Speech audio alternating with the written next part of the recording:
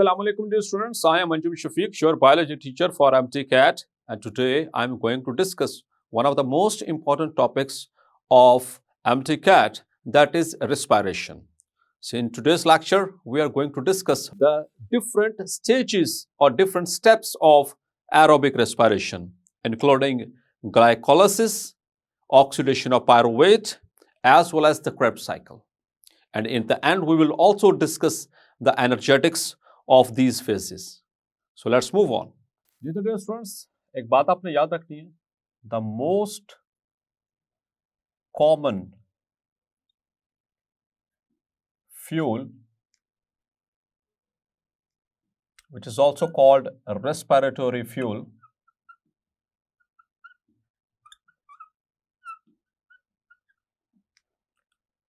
used by cells is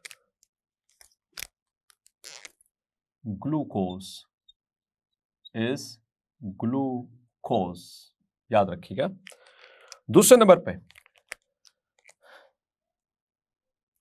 during aerobic respiration,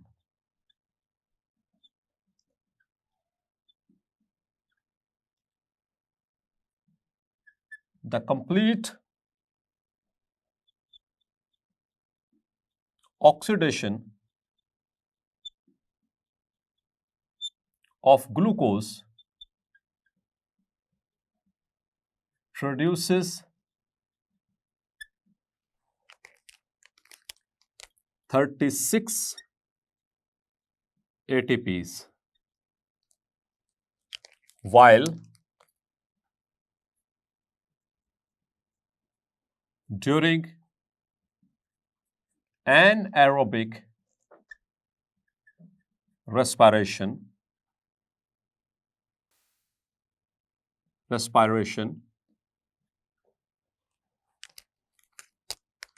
only 2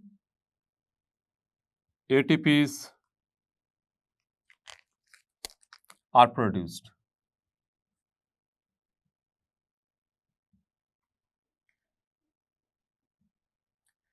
And in eukaryotes,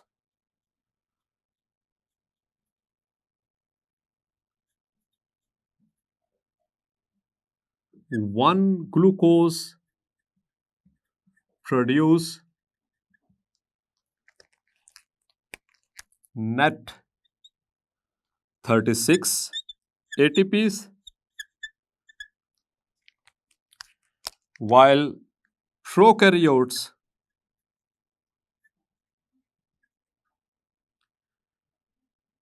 produce net 38 ATPs per glucose. खैर, और याद रखिएगा एक और important MCQ, during alcoholic and lactic acid fermentation,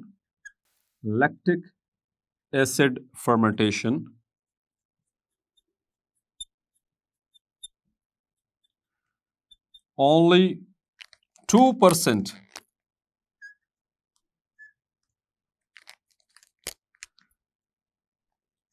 of total energy present in glucose is produced. Means कि during anaerobic respiration दोनों तरह की, चाहे वो लैक्टिक एसिड फर्मेंटेशन है, चाहे वो अल्कोहलिक फर्मेंटेशन है, जितनी एनर्जी मौजूद है एक ग्लूकोज मॉलिक्यूल के अंदर, उसका सिर्फ 2% ही जो है वो एनर्जी में कन्वर्ट किया जाता है ड्यूरिंग एनारोबिक रेस्पिरेशन. यूकैरियोट्स में एक ग्लूकोज की मुकम्मल oxidation 36 ATPs net profit, while in prokaryotes the complete oxidation of one glucose, it yields 38 ATPs. That's the net profit. Clear? So अब आते हैं एरोबिक रेस्पिरेशन की तरफ। एनारोबिक हो गई हमारी, now aerobic respiration. So dear students, aerobic respiration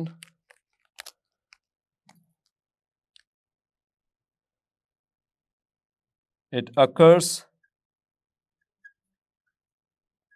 in 4 steps. MCQ के लिए मार्क कर लीजिए, कितने स्टेप्स में? 4 steps. Number 1 is glycolysis. Number 2 is oxidation of pyruvate.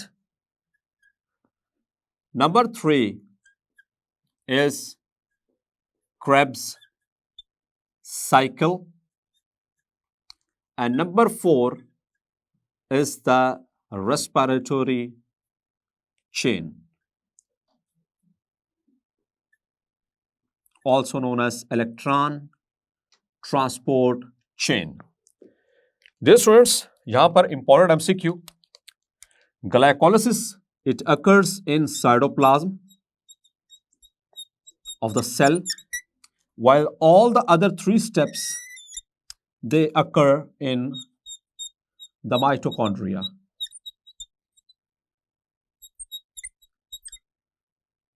Or the powerhouse of the cell.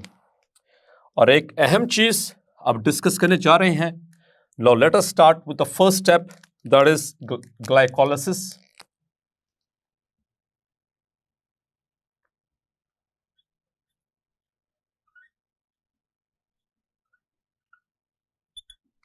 So glycolysis, sorry, glycolysis, it is the common step in aerobic as well as anaerobic respiration.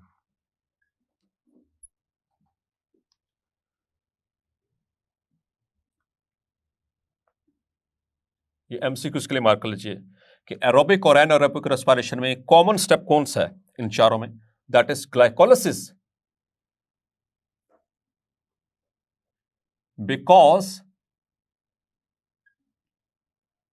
it is oxygen independent, इसमें oxygen की जरूरत नहीं पड़ती है.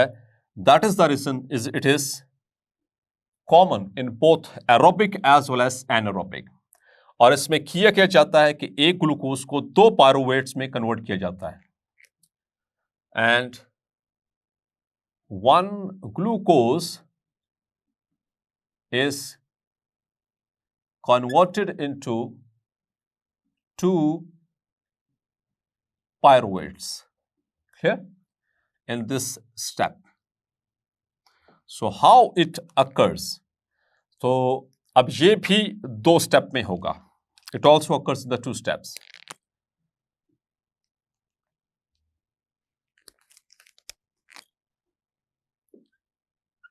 It is done in 2 steps, means the glycolysis.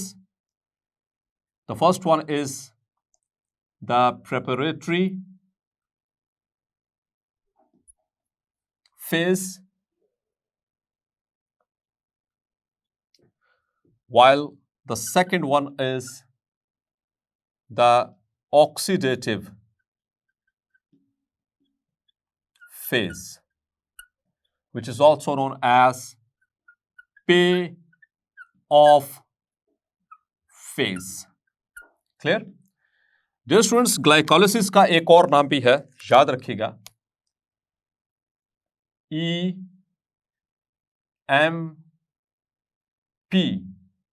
pathway. इसको EMP pathway बोलते हैं because it was discovered by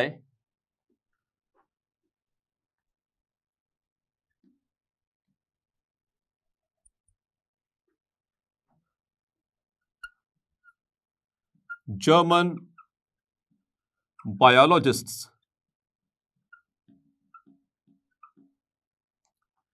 that is Amden.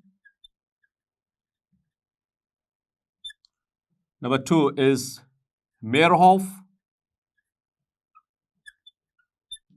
And the third one is Parnas. तो ये 3 जर्मन बायोलॉजिस्ट हैं जिन्होंने इस प्रोसेस को डिस्कवर किया था. इसी वजह से इसको EMP पाथवे भी कहा जाता है. Clear? So that was the basic information related to glycolysis. So let's move on to the first phase of glycolysis, that is the preparatory phase.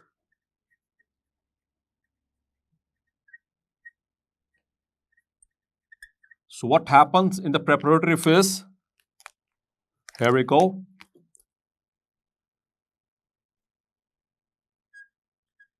Glucose is converted into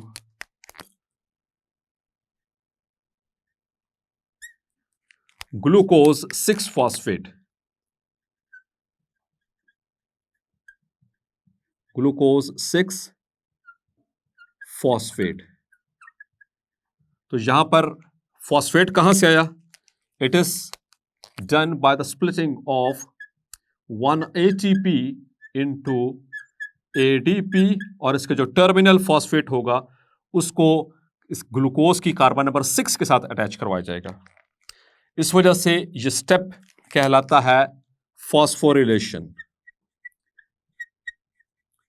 phosphorylation clear?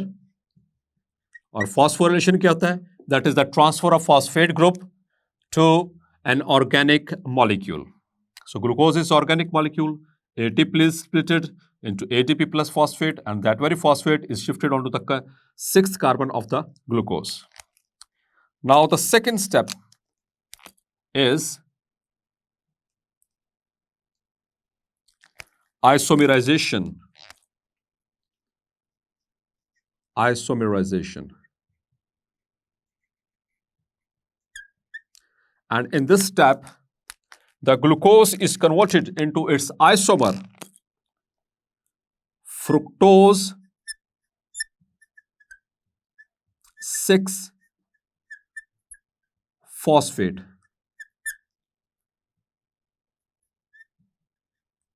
Clear?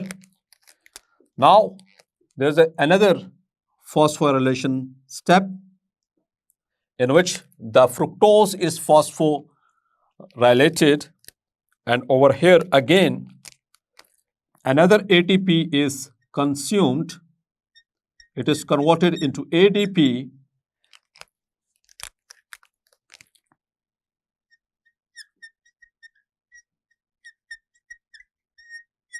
Phosphorylation. Clear? और इसमें fructose की carbon number 1 के ऊपर phosphate add किया जाएगा और it becomes fructose 1,6-bisphosphate. Bis means 2. 2 phosphates are there within the same organic molecule. एक carbon number 1 पे, एक कार्बन नंबर 6 पे. 6 पे पहले था, इस ATP का स्प्लिट होने से वो कार्बन नंबर 1 पे अटैच कर दिया गया. Now it becomes fructose 1,6-bisphosphate. Now what happens? There is the lysis step, breakdown step. ये fructose, so आपको पता है कि जो ग्लूकोज है, it is 6 carbon. Glucose 6-phosphate, it is also 6 carbon. Fructose 6-phosphate, it is also 6 carbon. Fructose 1,6-bisphosphate, it is also 6 carbon sugar. And nowadays, students, this 6 carbon sugar, it is broken down into 2 3 carbon sugars. Number 1 into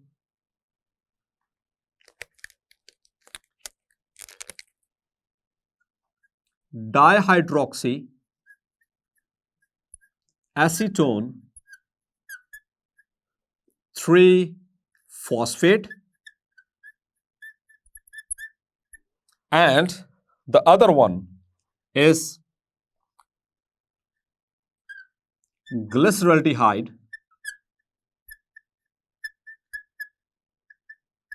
3-phosphate. Clear?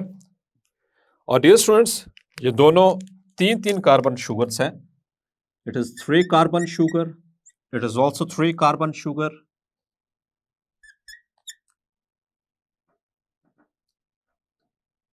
Three carbon sugar.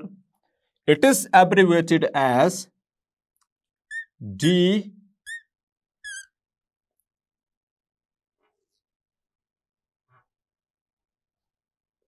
It is abbreviated as dihydroxyacetone phosphate, DHAP, और simply DAP. जबकि glyceraldehyde 3-phosphate इसको abbreviate किया जाता है into G3P. Clear? Dear students, ये भी 3 carbon compound, ये भी 3 कार्बन शुगर, ये एक दूसरे के आइसोमर्स हैं. सो दे आर इंटरकन्वर्टेबल. यहां पर एक एंजाइम एक्ट करेगा, इसको आइसोमेरेज कहेंगे. ये यहां पर आइसोमेराइजेशन होगी. Over here isomerisation. So this whole step is known as the preparatory phase. यहां पर याद रखिएगा हमारे 2 ATP इस्तेमाल हुए हैं. हमारे सेल के 2 ATP, एक यहां पर फॉस्फोरिलेशन हुई और दूसरी फॉस्फोरिलेशन इस स्टेप के अंदर हो रही है. This is step number 1, step number 2, step number 3, and this is step number 4, and this is step number 5. तो डियर स्टूडेंट्स, एक तो G3P डायरेक्ट फ्रुक्टोज 1,6 बिसफॉस्फेट के टूटने से बन गया, और दूसरा DHAP और DAP मीन्स द डाइहाइड्रोक्सीएसीटोन फॉस्फेट को कन्वर्ट करवाया जाएगा इनटू G3P. मतलब कि अगली फेज के अंदर 2 G3P के मॉलिक्यूल्स हिस्सा लेंगे. याद रखिएगा कितने? 2. Now here is the second phase, that is payoff or oxidative phase. तो हमारे पास 2 मॉलिक्यूल पहुंचे हैं जी, 2G3P. क्लियर? और डियर स्टूडेंट्स, याद रखना है कि ये 2 G3P कहां से आए? एक डायरेक्टली फ्रुक्टोज के ब्रेकडाउन से और दूसरा डाइहाइड्रोक्सीएसीटोन के फॉस्फेट की कन्वर्शन से, चूंकि दोनों आइसोमर्स हैं. तो यहां से आके 2 साइकिल एक जैसे चलेंगे, क्योंकि 2 G3P बने यहां पर.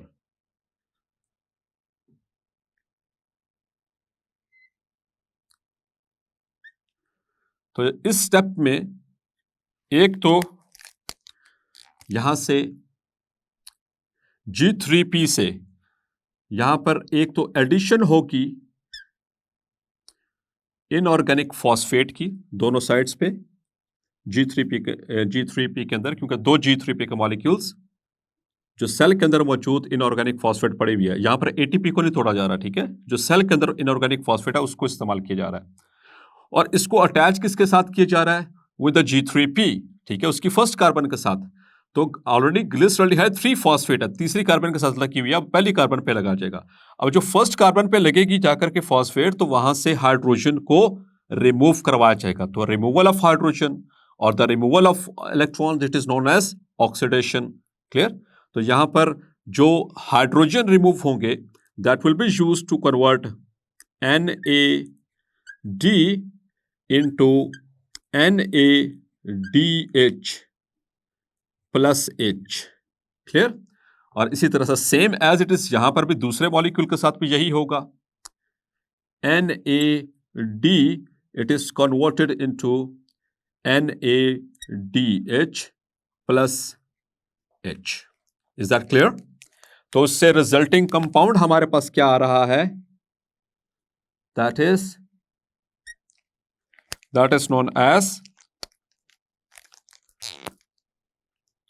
1,3 bisphosphoglycerate, phosphoglycerate और ग्लिसरॉल्डिहाइड, और इसको एब्रीवेट हम करते हैं। मैं इस दूसरे पाथ पे सिर्फ एब्रीवेशन यूज करूंगा।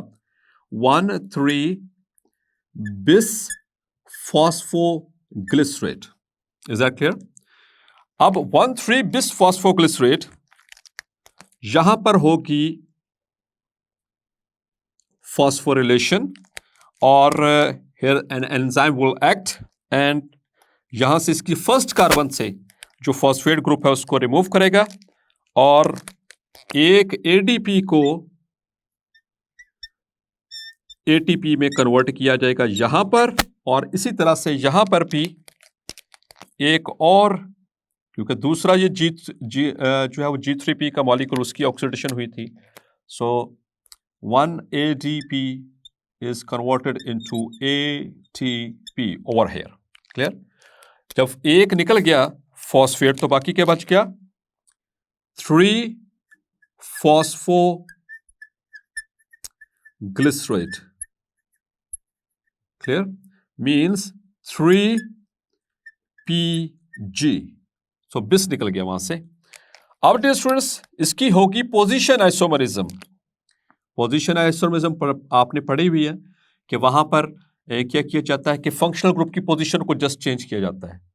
तो जो फॉस्फेट यहां पर तीसरी कार्बन पे है उसको शिफ्ट किया जाएगा to the second carbon. Now it becomes 2-phosphoglycerate, और यहां पर क्या बन गया उसी तरह से 2-phosphoglycerate। Is that clear? अब 2-phosphoglycerate यहां से होगा, from here the water is removed. From here, the water is removed. H2O. H2O. Water is removed, and the remaining compound is now called as 2-phosphoglycerate में से water को remove किया तो अब रह जाएगा phosphoenol pyruvate, और इसको हम शॉर्ट फॉर्म में लिखते हैं, एब्रीवेट करते हैं PEP, Pep, phosphoenol pyruvate.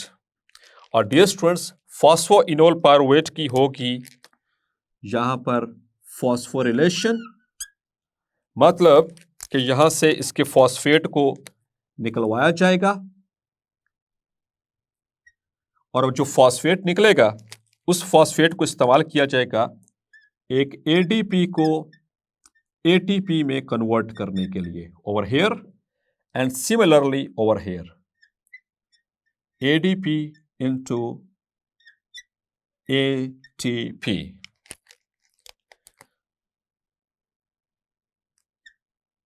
And जब इसमें से एक फॉस्फेट निकल गया, now the remaining compound is called pyruvate, and over here also pyruvate.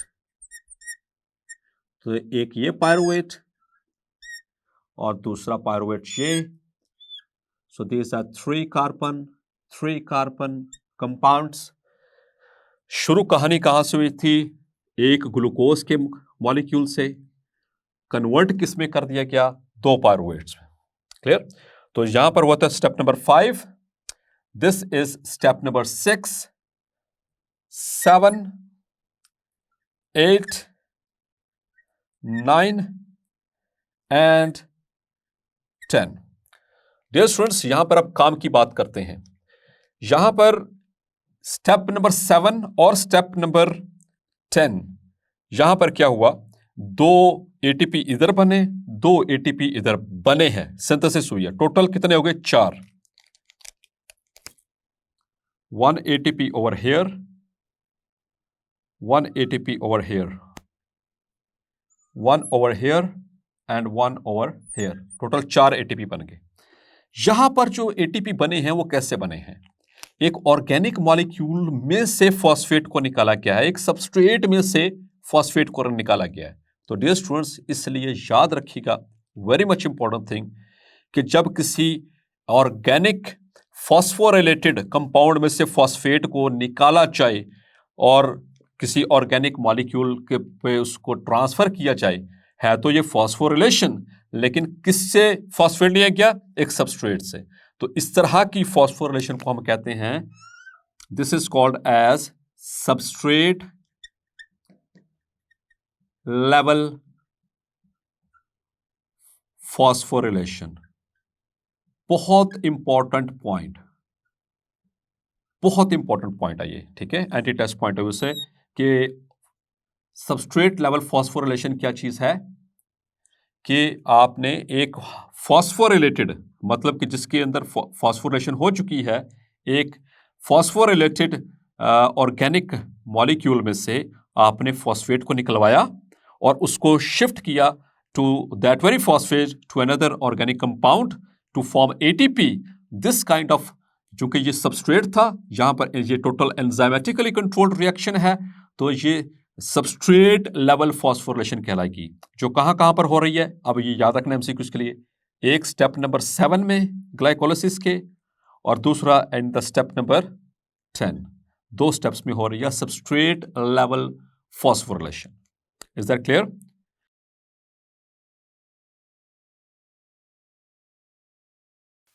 Dear students, now the step number 2, the second step.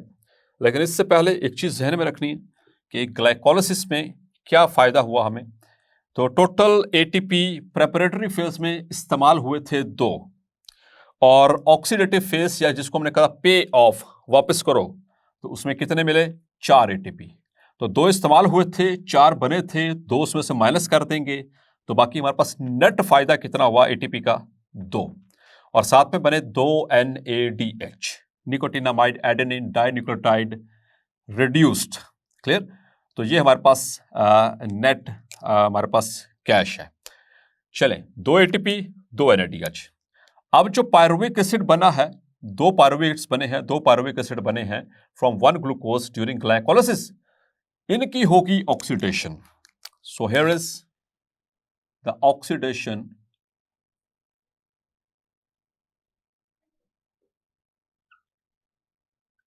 of pyruvic acid. Clear? So it occurs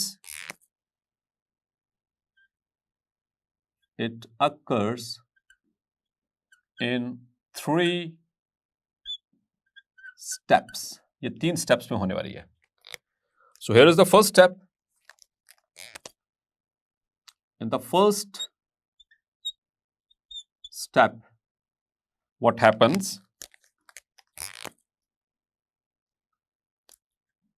CH3, C double bond O, C double bond O, OH. So this is the formula for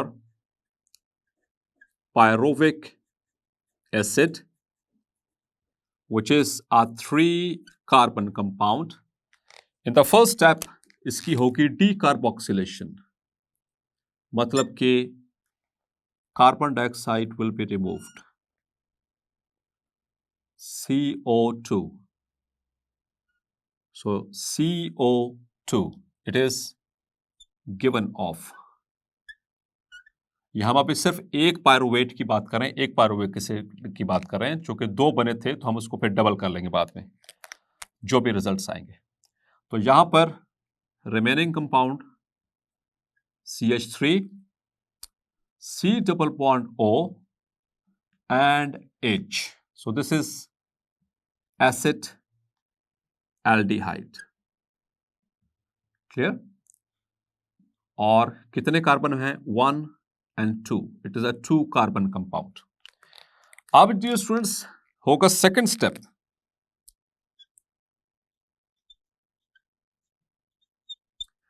second step में क्या कि जो CH3, C double bond O H मतलब कि acid aldehyde बना है, इसके hydrogen और इलेक्ट्रॉन्स को निकाला जाएगा और इससे बनवाया जाएगा इस हाइड्रोजन से NaD.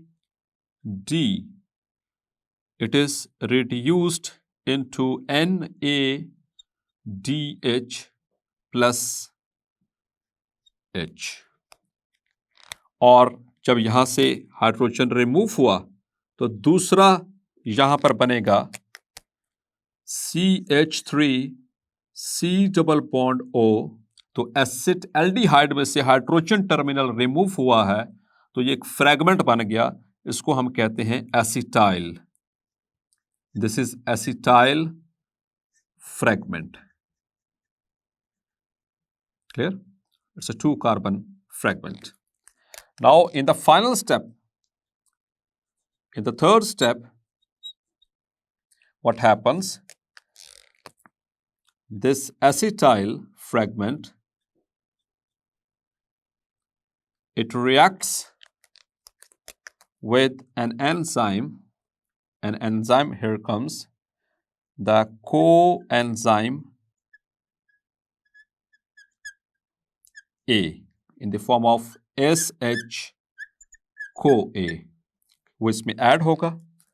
Now it becomes CH3 C double bond O and S-CoA.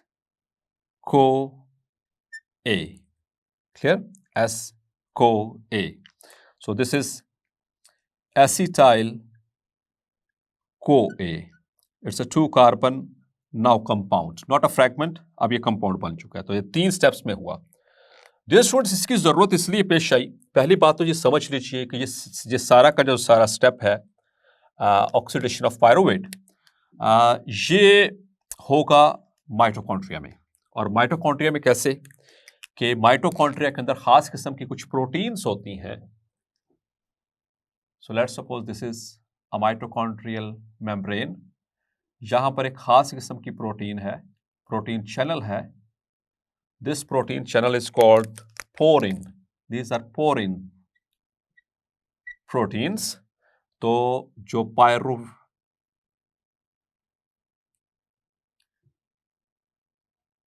Pyruvate है, चूंकि ये चार्ज्ड मॉलिक्यूल है, ये यहां से एक्टिव ट्रांसपोर्ट के जरिए अंदर आएगा. कैसे? Active transport. एमसीक्यूज के लिए मार्क कर लीजिए. ये अंदर आएगा, यहां पर पहुंचने के बाद वो 3 स्टेप्स होंगे. ठीक है? और फाइनली ये कन्वर्ट होगा इनटू एसिटाइल कोए. अब एसिटाइल कोए एंटर होगा इनर जो मैट्रिक्स है, यानी कि इनर जो कंपार्टमेंट है माइटोकॉन्ड्रिया का, और वहां पर क्रेब्स साइकिल में हिस्सा लेगा. ठीक है? तो याद रखिएगा पायरुविक एसिड ये डायरेक्टली जो है वो इसमें हिस्सा नहीं ले सकता, इसलिए इसको पहले रिड्यूस, इसको जो है वो कम किया जाएगा into 2 carbon compound, that is acetyl CoA, with the help of these 3 steps. लेकिन ये 3 जो स्टेप्स हैं ये कहां पर होंगे? माइटोकॉन्ड्रिया के अंदर, उसके आउटर कंपार्टमेंट में. ठीक है? तो यहां से एक्टिव ट्रांसपोर्ट के जरिए स्पेशल चैनल्स होते हैं, उनको पोरिन्स कहा जाता है, उनके जरिए इसको ट्रांसपोर्ट किया जाएगा और फिर ये 3 स्टेप्स होंगे.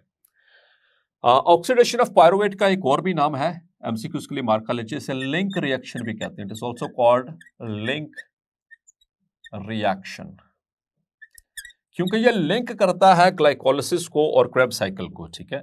साइटोप्लाज्म और जो माइटोकॉन्ड्रिया के अंदर जो मेजर प्रोसेस चलने वाला है उस दौरान. क्लियर? तो यहां पर देखें ये एक NADH, मतलब चूंकि यहां पर एक NADH है, ये एक पायरुविक एसिड से बना है, तो 2 पायरुविक एसिड बने थे, 2 पायरुवेट बने थे, तो यहां पर अल्टीमेटली हमारे पास 2 NADH नेट गेन और 2 carbon dioxide removed. Is that clear? चलते हैं आप तीसरे स्टेप की तरफ. अब एसिटाइल को ए बन चुका. Now here is the third step, that is known as the Krebs cycle on the basis of, this name is given Sarhan's Krebs, या इसको कहते हैं TCA cycle, या इसको कहते हैं ट्राई कार्बोक्सिलिक एसिड साइकिल, या फिर इसको कहते हैं सिट्रिक एसिड साइकिल। ये सब इसी के नाम है। सिट्रिक एसिड साइकिल इसलिए कह रहे हैं क्योंकि इसमें जो पहला स्टेबल कंपाउंड बनता है वो सिट्रिक एसिड होता है, सिट्रेट होता है। टीसीएस का साइकिल या ट्राई कार्बोक्सिलिक एसिड साइकिल इसलिए कह रहे हैं क्योंकि जो सिट्रेट है ये ट्राई कार्बोक्सिलिक एसिड है, मतलब इसमें 3 कार्बोक्सिल ग्रुप्स हैं। और क्रेब्स साइकिल इसलिए कह रहे हैं क्योंकि ये जिस साइंटिस्ट ने, जिस बायोलॉजिस्ट ने इसको डिस्कवर किया, his name was sir Hans Krebs, तो उसके नाम के ऊपर इसका नाम रखा गया। Is that clear? So here we go. तो हमारे पास एसिटाइल कोया आ चुका है ओवर हियर, इसी को हम ऊपर अब फॉरवर्ड लेकर के जा रहे हैं। It is S co A C double bond O and CH3. This is acetyl co A. तो डियर स्टूडेंट्स, माइटोकॉन्ड्रिया के अंदर एक 4 कार्बन कंपाउंड मौजूद है, that is known as oxaloacetate. Oxaloacetate, which is a 4 carbon compound already present in the mitochondria.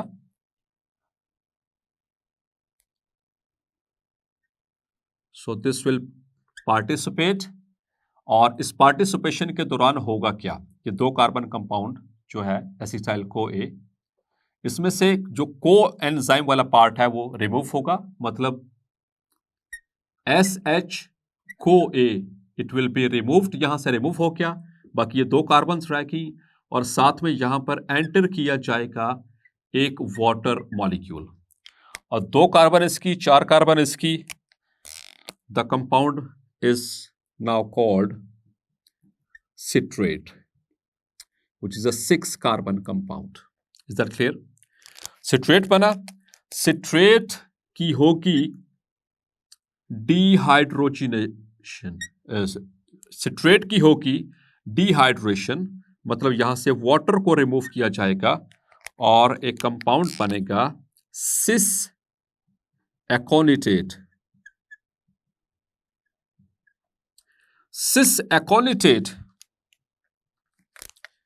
इसकी होगी hydration, यहां पर वाटर को ऐड किया जाएगा, दूसरा वाटर मॉलिक्यूल ऐड हो रहा है, एक यहां पर और एक यहां पर। Now it will be converted into the isomer of citrate, that is called isocitrate, which is also a 6 carbon compound. अब आइसोसिट्रेट की होगी ऑक्सीडेटिव डीकार्बोक्सिलेशन, तो यहां से रिमूवल होगा कार्बन डाइऑक्साइड का, लेकिन उससे पहले क्या हो चुका होगा? The first step will be कि यहां से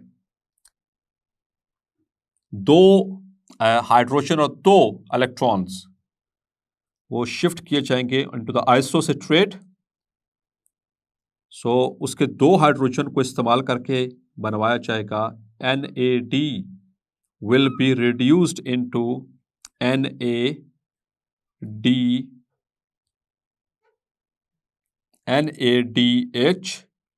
plus H। क्लियर? तो यहां पर हुई जी ऑक्सीडेटिव, एक तो ऑक्सीडेशन होगी, ऑक्सीडेशन किसे कहते हैं? Loss of electron, loss of hydrogen, जो यहां से हुआ NAD क्या हो गया, वो रिड्यूस हो गया, उसने 2 इलेक्ट्रॉन्स और हाइड्रोजन को एक्सेप्ट किया, और ये होगा पहले, ये होगा बाद में, ये 2 स्टेप प्रोसेस है ये वाला, ठीक है, ये वाला याद रखिएगा। पहले ऑक्सीडेशन होगी, फिर उसके बाद डीकार्बोक्सिलेशन होगी, और डीकार्बोक्सिलेशन के नतीजे में क्या होगा? कार्बन डाइऑक्साइड रिमूव हो जाएगी। So first oxidation, second step में होगी डीकार्बोक्सिलेशन। ये इंपॉर्टेंट चीज है, आपने याद रखनी है इस स्टेप के हवाले से। क्लियर? तो जब एक कार्बन निकल गई, टोटल कितनी थी? 6, तो बाकी कितनी रहेगी? 5, The resulting compound is now called alpha ketoglutarate, which is now a 5-carbon compound. Clear? अब डियर स्टूडेंट्स, अल्फा कीटोग्लूटारेट यहां पर मजीद होगी एक और डीकार्बोक्सिलेशन और उसके नतीजे में कार्बन डाइऑक्साइड रिमूव और ऑक्सीडेटिव डीकार्बोक्सिलेशन है, ठीक है। उसी तरह से पहला स्टेप जो है वो डीकार्बोक्सिलेशन में क्या बनेगा, NaDH+H।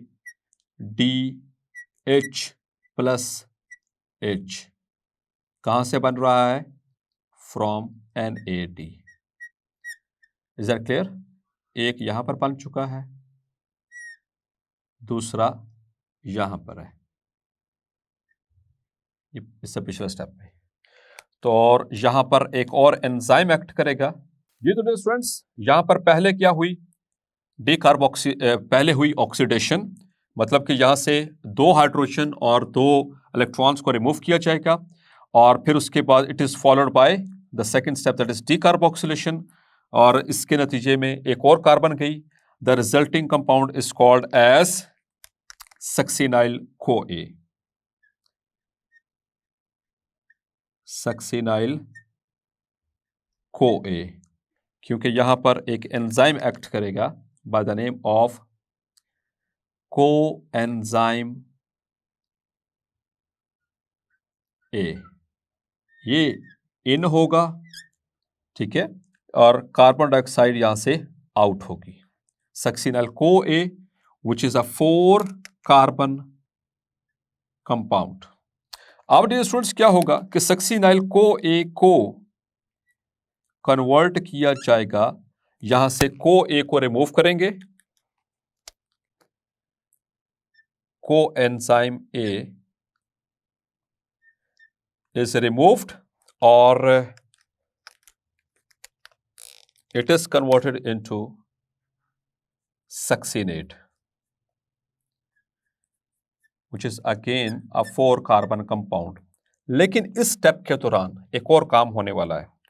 वो क्या हुआ कि इस स्टेप में इतनी एनर्जी रिलीज होगी कि एक GDP और इनऑर्गेनिक फॉस्फेट, इनको कन्वर्ट किया जाएगा इनटू GTP, और GTP रिएक्ट करेगा ADP के साथ और बनवाएगा ATP, और GTP दोबारा से टूट जाएगा इनटू GTP। क्लियर? तो यहां पर GTP के रिएक्शन विद ADP से बनेगी ATP और वापस दोबारा GTP बन जाएगी। अब ये GTP दोबारा से अगले स्टेप में एक और फॉस्फेट के साथ मिलकर के जब ये स्टेप में पहुंचेगा ये साइकिल, तो GTP बना दी जाएगी। मतलब कि GTP बनवाएगी ATP। यहां पर GTP रिएक्ट करेगी किसके साथ, ADP के साथ। ये MCQ नोट कर लीजिए, GTP reacts with ADP to form the ATP। Clear? अब अल्टीमेटली हमारे पास कंपाउंड कौन सा बन चुका है, सक्सिनेट। और सक्सिनेट डियर स्टूडेंट्स इसकी होगी यहां पर डिहाइड्रोजनेशन और इससे बनेगा fumarate.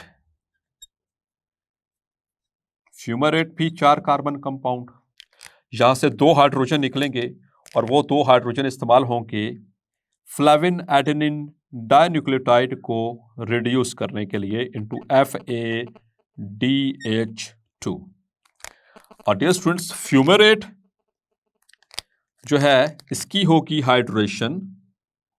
Now it will be hydrated, मतलब कि वाटर ऐड होगा और इससे बनेगा malate which is again four carbon compound. और मैलेट की होगी डिहाइड्रोजनेशन, यहां पर होगी डिहाइड्रोजनेशन और इसका जो हाइड्रोजन रिमूव होगा that will be used to convert another NAD, the third NAD into NaDH plus H. So that is known as Krebs cycle. एक दफा दोबारा देखिएगा, ऑक्सैलोएसीटेट जो कि माइटोकॉन्ड्रिया के मैट्रिक्स में मौजूद है, 4 कार्बन कंपाउंड एसिटाइल को एक साथ रिएक्ट करेगा। यहां पर SH को एक को रिमूव कर दिया जाएगा, वाटर को ऐड किया जाएगा, 2 कार्बन इसके, 4 कार्बन इसके, पहला कंपाउंड स्टेबल बनेगा सिट्रेट, जिसकी वजह से इसका नाम सिट्रिक एसिड साइकिल रखा गया। सिट्रेट वाटर लूज करेगा, डिहाइड्रेशन है यहां पर, और उससे बनेगा सिस एकोनिटेट। सिस एकोनिटेट की होगी हाइड्रेशन, तो बनेगा इसका isomer isocitrate, 6 carbon compound. Isocitrate की पहले होगी ऑक्सीडेशन, फिर होगी डीकार्बोक्सिलेशन। जब ऑक्सीडेशन हुई है, मतलब 2 हाइड्रोजन निकले, 2 साथ में इलेक्ट्रॉन निकले, वो एक NAD को एक NADH2 में कन्वर्ट करेंगे, और इसके साथ ही होगी डीकार्बोक्सिलेशन, और कार्बन डाइऑक्साइड की शक्ल में वहां से रिमूव करवा दिया जाएगा। एक कार्बन रिमूव हुई तो बन गया 5 कार्बन वाला alpha keto glutarate. Alpha keto glutarate की भी पहले होगी ऑक्सीडेशन, ठीक है, मतलब कि 2 इलेक्ट्रॉन और 2 हाइड्रोजन वो निकले, और एक NAD को एक NADH2 में कन्वर्ट कर दिया गया। ये सेकंड है, सेकंड NADH, ये फर्स्ट NADH, और ये हमारा थर्ड NADH, ठीक है। तो यहां पर एक NADH बन चुका है हमारे पास, और दूसरा कार्बन डाइऑक्साइड निकली, और यहां पर इन हो रहा है एक और enzyme, that is coenzyme A। तो अल्फा कीटो ग्लूटारेट जिसमें से कार्बन डाइऑक्साइड निकली, 4 कार्बन बच के, साथ में ऐड करवाया गया कोएंजाइम A को, तो it becomes succinyl CoA। Succinyl CoA in the next step क्या होगा कि उसमें से कोएंजाइम A को रिमूव करवा दिया जाएगा, और इस दौरान इतनी एनर्जी प्रोड्यूस होगी कि एक GTP को कन्वर्ट किया जाएगा पहले GTP के अंदर। ये पहला स्टेप है। अब GTP ये सेकंड स्टेप है, ये रिएक्ट करेगा किसके साथ, ATP के साथ, ADP के साथ, और इसको कन्वर्ट करेगा इनटू ATP, और वापस GTP बन जाएगा। अब रिजल्टिंग कंपाउंड सक्सीनेट है, 4 कार्बन कंपाउंड है। सक्सीनेट की होगी डिहाइड्रोजनेशन, 2 हाइड्रोजन रिमूव होंगे। आपको याद है चैप्टर नंबर 3 एंजाइमोलॉजी में कि वो जो उनसे आपने पढ़ा था कंपेटिटिव इनहिबिटर्स में, सक्सेनिक डिहाइड्रोजनेस, वो सक्सेनिक एसिड को प्रोडक्ट करता है, उसके 2 हाइड्रोजन को रिमूव करता है, और उससे क्या बच जाता है, फ्यूमेरिक एसिड। ये वही रिएक्शन है। तो सक्सीनेट यानी succinic acid is converted into fumarate, मतलब फ्यूमेरिक एसिड। किस तरह से, क्योंकि यहां से 2 हाइड्रोजन निकले, और वो 2 हाइड्रोजन किसने पकड़े, फ्लेविन एडेनिन डाइन्यूक्लियोटाइड ने, और वो रिड्यूस हुआ। Then the resulting compound the fumarate, उसकी हाइड्रेशन होगी, और उससे क्या बनेगा, मैलेट। मैलेट की होगी डिहाइड्रोजिनेशन, एक इसका हाइड्रोजन रिमूव होगा, तो इसके जो हाइड्रोजन रिमूव होंगे वो ऐड हो जाएंगे in forming the another the third NADH, और रिजल्टिंग कंपाउंड बाकी पीछे बच गया, that is again the oxaloacetate as it is, ठीक है। तो डियर स्टूडेंट्स, यहां पे काम की बातें जरा नोट कर लीजिए जो कि अहम है, वेरी वेरी इंपॉर्टेंट। एक तो NADH कितने बने, 1, 2 एंड 3, 3 NADH बन रहे हैं एक साइकिल से, हम एक साइकिल की बात कर रहे हैं। नंबर 2 इज FADH2, कितने बन रहे हैं, सिर्फ एक, यहां पर एक FADH2 बन रहा है, ओनली 1। और तीसरा कि यहां पर ATP कितने बन रहे हैं, सो एक ATP बन रहा है, और वो किसने बनवाया, जी डियर स्टूडेंट्स, किसने बनवाया था, वो GTP ने, गुआनोसिन ट्राइफॉस्फेट ने। वो रिएक्ट करता है एडिनोसिन डाइफॉस्फेट के साथ, और इसको ट्राइफॉस्फेट में कन्वर्ट कर देता है। इसके अलावा डियर स्टूडेंट्स, यहां पर 3 वाटर मॉलिक्यूल्स ऐड हुए हैं, 3 हाइड्रेशंस हुई हैं, 3 हाइड्रेशंस। कहां कहां पर, स्टेप नंबर 1 एंड ये वाला जो स्टेप है, एंड द स्टेप नंबर 3, ठीक है, 4, 5, 6, 7 और 8 स्टेप, यहां पर हुई है हाइड्रेशंस, यानी वाटर ऐड किया गया। एक वाटर मॉलिक्यूल यहां पर ऐड हुआ, दूसरा मॉलिक्यूल यहां पर ऐड हुआ, और तीसरा मॉलिक्यूल यहां पर ऐड हुआ वाटर का। 3 हाइड्रेशंस हुई, और एक हुई है डिहाइड्रेशन, एक डिहाइड्रेशन हुई है यहां पर स्टेप नंबर 2 के अंदर, ठीक है, स्टेप नंबर टू के अंदर ये स्टेप है, ठीक है, 1 डिहाइड्रेशन, यहां से जब सिट्रेट में से वाटर रिमूव हुआ और क्या बनकर सिस एकोनिटेट। क्लियर? तो ये एक साइकिल की रीडिंग है, 1 साइकिल। और एक साइकिल किसका? एक पायरुवेट का, जिससे एक एसिटाइल कोए बना था। लेकिन ग्लाइकोलिसिस में कितने बनते हैं? 2 पायरुवेट। तो जब हम पूरे ग्लूकोज की बात करेंगे तो इन सब को डबल करेंगे, इन सब को डबल करेंगे, मतलब 6 NADH, 2 FADH2, 2 ATP, 6 हाइड्रेशंस, 2 डिहाइड्रेशंस, इन सब का डबल हो जाएगा। आपको पता है कि एक NADH से कितने ATP बनते हैं? It gives the 3 ATP। तो 1 NADH 3 ATP, तो 3 बने तो कितने हो जाएंगे? 9 ATP यहां पे, और FADH से 2 ATP बनते हैं, 2 यहां पर हो गए ATP, और एक ATP यहां पर डायरेक्ट बन रहा है। तो 9 + 2 11 + 1 12, तो टोटल 12 ATP पर पायरुवेट, और 2 पायरुवेट है तो मतलब 24 ATP। ये वो कैलकुलेशंस हैं जो कि एंट्री टेस्ट में स्टूडेंट्स को जो है वो कंफ्यूज कर सकती है, इसलिए मैंने उनको अलग से कैलकुलेट करके टेबल से निकाल करके आपको बता दिया। Dear students, now we are going to summarize the events of the respiration. So aerobic respiration,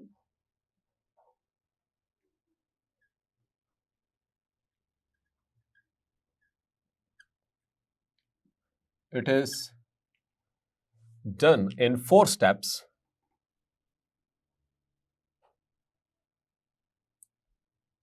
Number 1, that was glycolysis.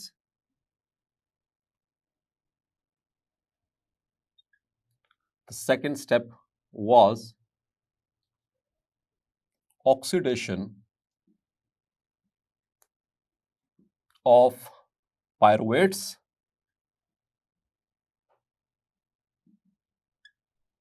The third step was Krebs cycle.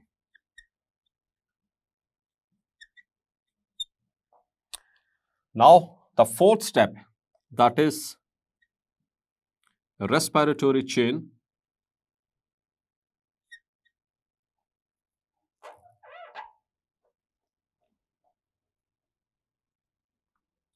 Respiratory chain, also known as electron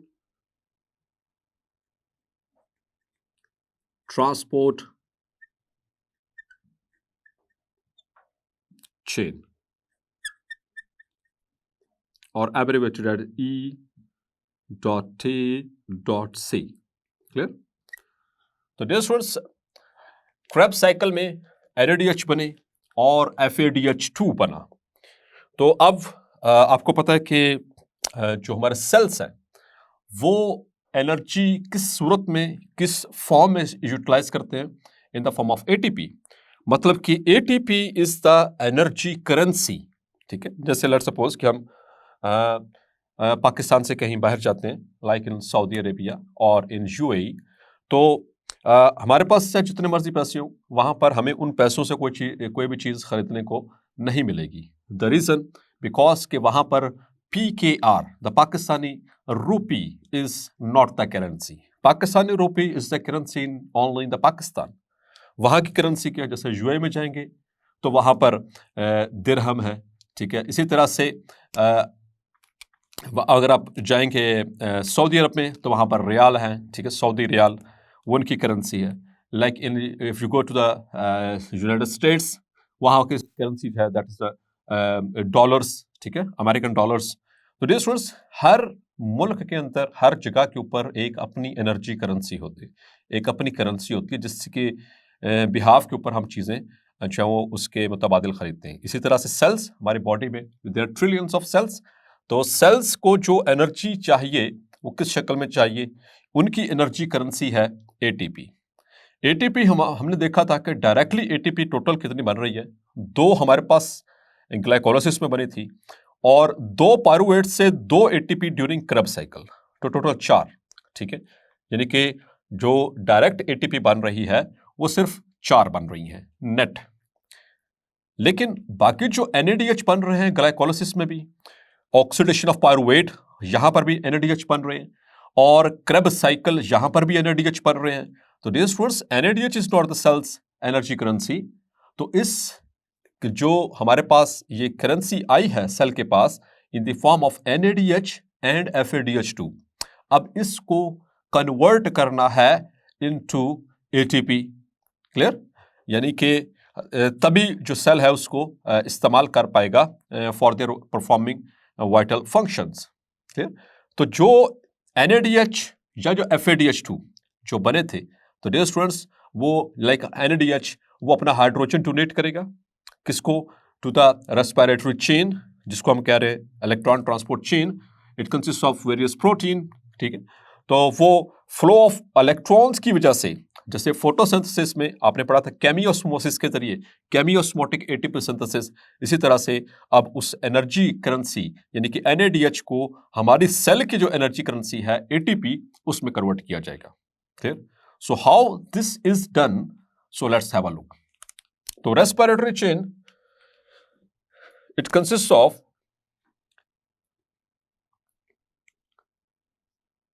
so here are the components.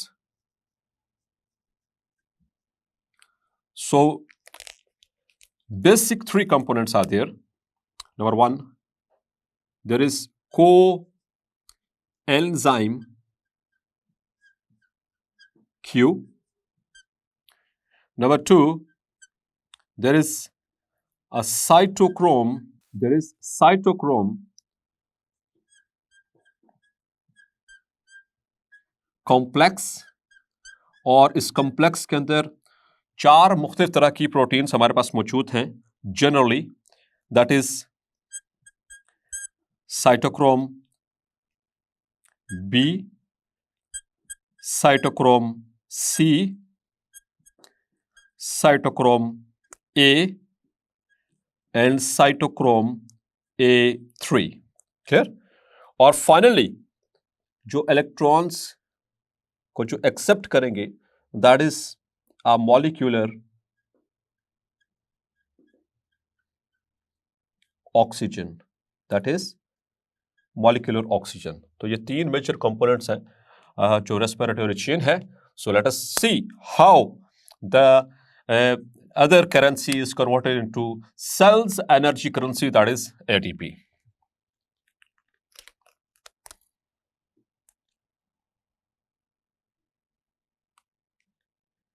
So here is NADH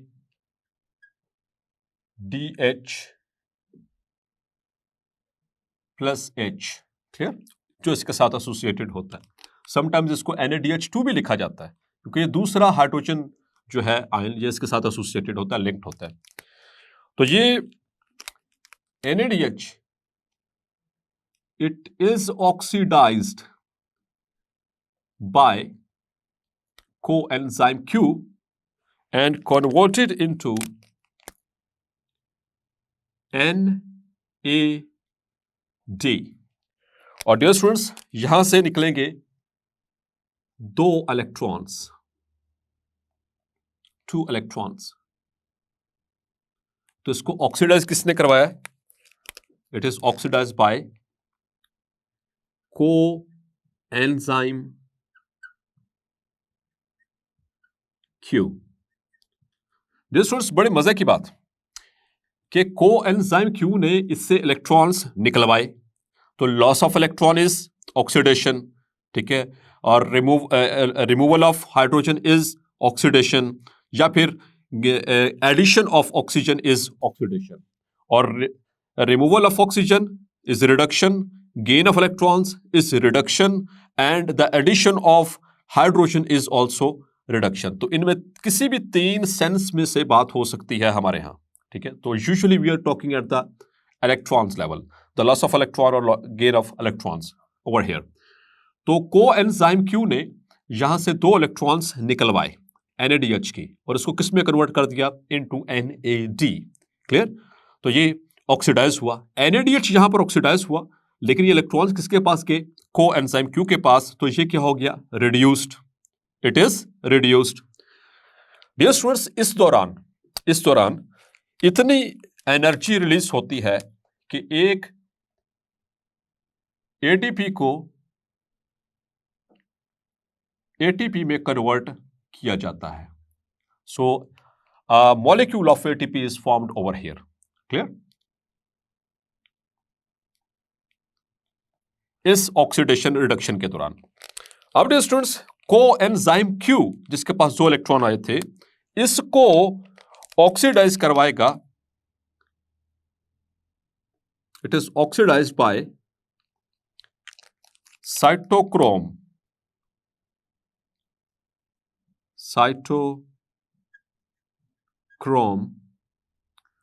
B, cytochrome B इसको oxidise करवाएगा।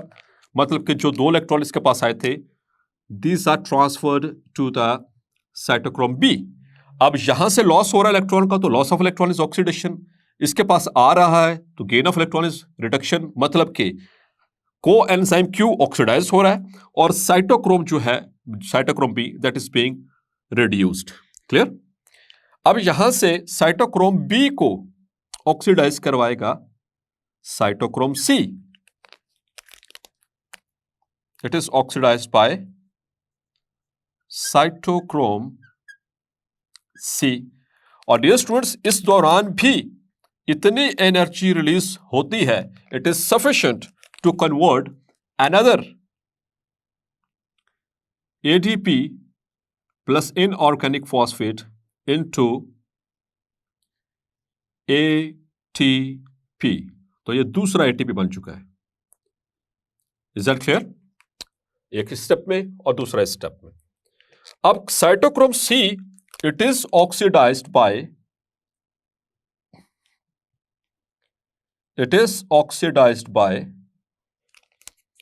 cytochrome A,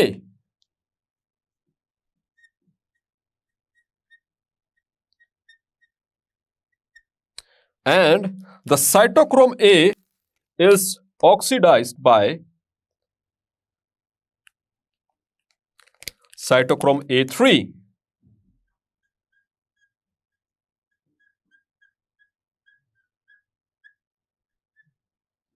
इन दोनों को collectively cytochrome A complex भी कहा जाता है, ठीक है, A और A3 को।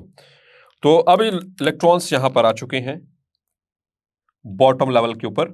अब साइटोक्रोम B के पास जो 2 इलेक्ट्रॉन आए dear students, this will be given to the final acceptor of electrons, that is molecular oxygen. तो जो यहां से जो हाइड्रोजन आयंस थे, 2 hydrogen ions plus half O2, it will be converted into H2O। So इससे water molecule बन जाएगा। तो रेस्पिरेशन में वाटर मॉलिक्यूल बनता है ना, so that is that very one, clear. और डियर स्टूडेंट्स, इस स्टेप के दौरान भी इतनी एनर्जी रिलीज होती है, another ADP and inorganic phosphate that is converted into ATP. That is converted into ATP. Here is the energy level. This bar is showing the energy level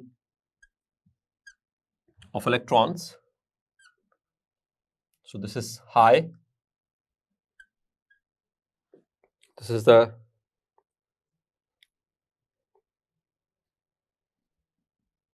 relative energy levels of electrons. तो जैसे यहां पर high है और जैसे जैसे chain की तरफ नीचे से मूव करते towards the molecular oxygen move करेंगे, तो इनका लेवल जो है वो एनर्जी लेवल कम होता चला जाएगा, क्लियर। तो डियर स्टूडेंट्स, आपने क्या पढ़ा था, 1 NADH, it produces 3 ATP। याद है आपको? एक NADH कितने प्रोड्यूस करता है? 3 ATP। और इसी तरह से 1 FADH2, it produces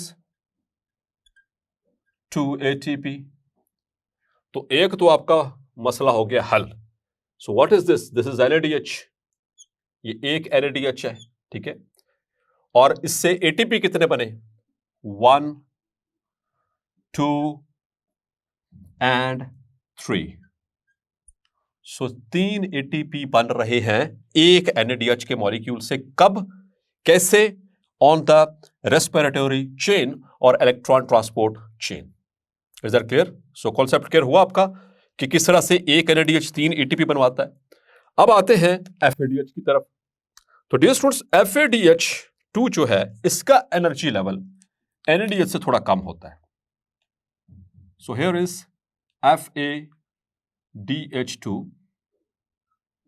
It is also oxidized by coenzyme Q into FAD, and it also gives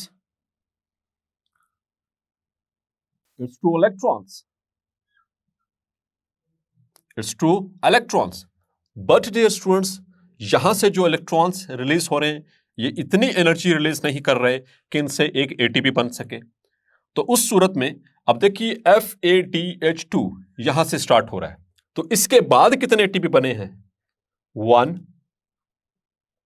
and 2।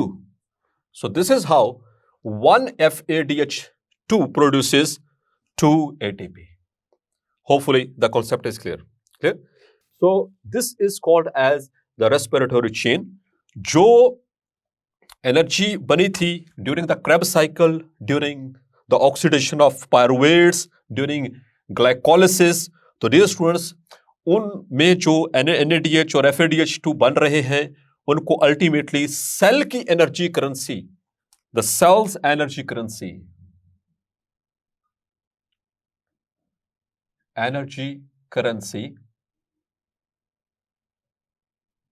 That is ATP, adenosine triphosphate, उसके अंदर कन्वर्ट किया जा रहा है। तो जब ATP की होगी हाइड्रोलिसिस तो व्हाट विल हैपन? इसका टर्मिनल फॉस्फेट टूटेगा। So it will form ADP plus inorganic phosphate plus 7.3 kilo calories of energy is released. Clear? So this is how. सो ये हमारी सेल की एनर्जी करेंसी है। तो इस वजह से ये रेस्पिरेटरी चेन की जरूरत पड़ी। डियर स्टूडेंट्स, ये जो रेस्पिरेटरी चेन है, आपको पता है कि हमारे सेल में एनर्जी कहां प्रोड्यूस होती है? Where it is produced? Yes, शाबाश, it is produced in the power house. Power house का मतलब द माइटोकॉन्ड्रिया। तो माइटोकॉन्ड्रिया में ये बन रही है। तो माइटोकॉन्ड्रिया, दिस इज माइटोकॉन्ड्रिया, ये इसकी outer membrane and the inner membrane which is folded to form cristae। So dear students, you will see respiratory chain है this one, all this to this, it is present at this level। मतलब कि at in the inner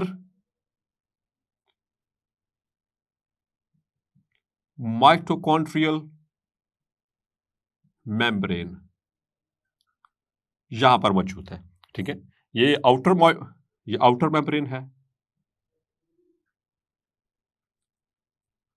और इनके दरमियान जो space है इसे inter membranes